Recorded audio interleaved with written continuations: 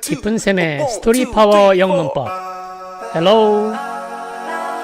깊은 샘입니다. Let me introduce myself. 첫 시간이므로 저 자신을 소개하도록 하겠습니다. 제가 영어를 참 오랫동안 가르쳐 왔습니다.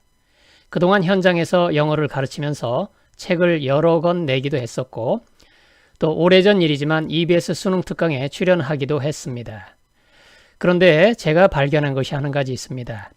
영어를 공부하는 학생들이 힘들어하는 이유는 정해져 있다는 것을 알게 되었는데 바로 문법 때문입니다.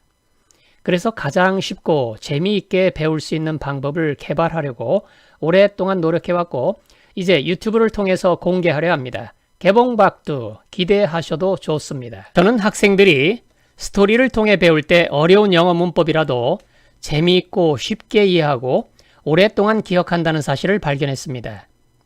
스토리가 가진 힘에 대해 유명한 말을 소개하고자 합니다. 사실을 나에게 말하면 나는 배울 것이다. 진실을 말하면 나는 믿을 것이다. 그러나 나에게 스토리를 말해주면 그것은 내 마음속에 영원히 남을 것이다. 인디언의 속담입니다. 지금 이 아이는 무엇을 하고 있을까요?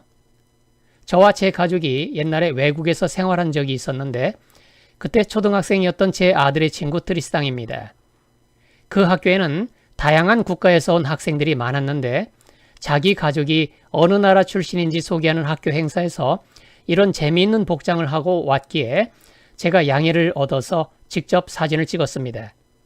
자세히 보시면 금방 눈치챌 수 있겠지만 지금 이 아이는 고흐의 작품 별이 빛나는 밤을 들고 고흐를 패러디하고 있습니다.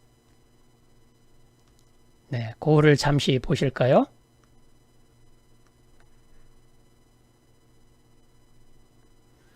예, 별이 빛나는 밤도 보시겠습니다. 예, 고흐가 그린 그림입니다. 자신의 귀를 자른 일화로 잘 알려져 있는 화가 고흐는 재미있는 스토리를 많이 갖고 있는 예술가입니다. 그럼 이 아이는 어느 나라 출신일까요? 프랑스일까요? 영국일까요?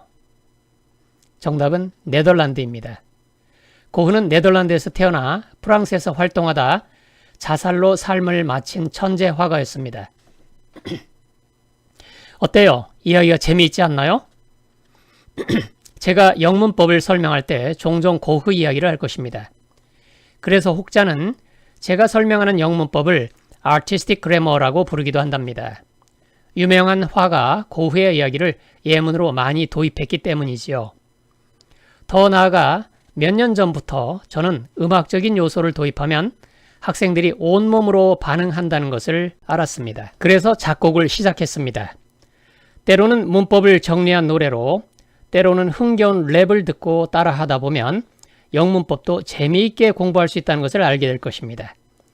지금까지 초등학생부터 대학생까지 쉽고 재미있게 배울 수 있는 영문법, 스토리 파워 영문법에 대한 소개였습니다. 그런데 제가 맨 처음 만나는 학생들에게 늘 하는 질문이 있습니다. 영어를 배우는 이유가 뭘까요? 하는 것입니다. 많은 학생들이 학교에서 시험에 나오니까 하고 답을 합니다. 또 다른 학생들은 상급 학교에 진학하거나 취직하는 데 필요하니까 라고 답을 하기도 합니다. 또한 다른 나라의 문화를 이해하고 교류하기 위해서라고 말하는 학생들도 있습니다. 이것을 글로벌 시대를 살아가는데 필수적이기 때문이라고 고상하게 말하는 학생들도 있습니다. 이것 말고는 더 없을까요?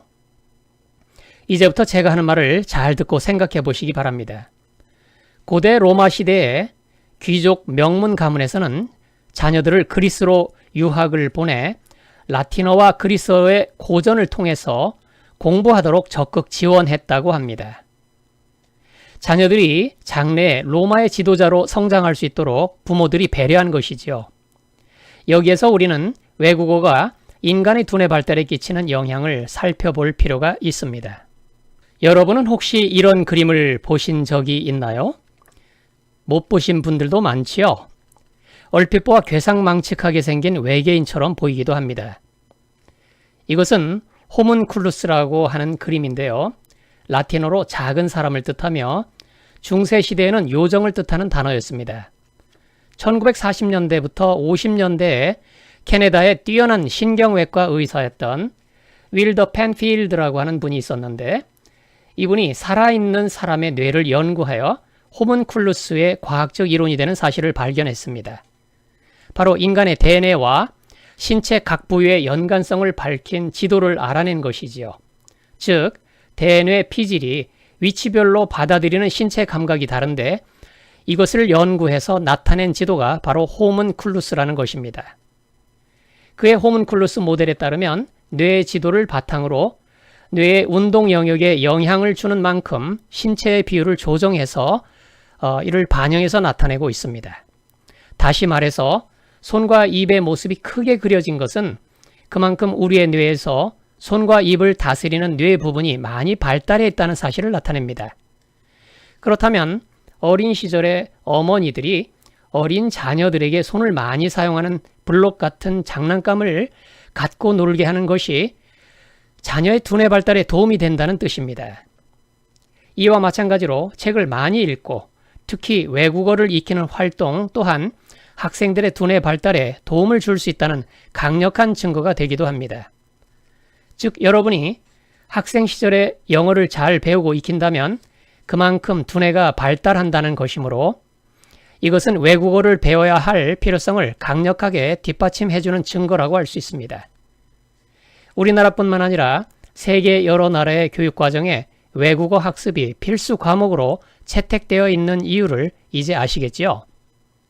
요컨대 영어 공부가 나의 성장에 도움이 되고 진학과 취직에 도움이 된다면 이제 영어를 열심히 공부해야 할 이유가 충분하다고 여겨집니다. 다음 회부터 본격적으로 영문법을 쉽고 재미있게 해설하겠습니다.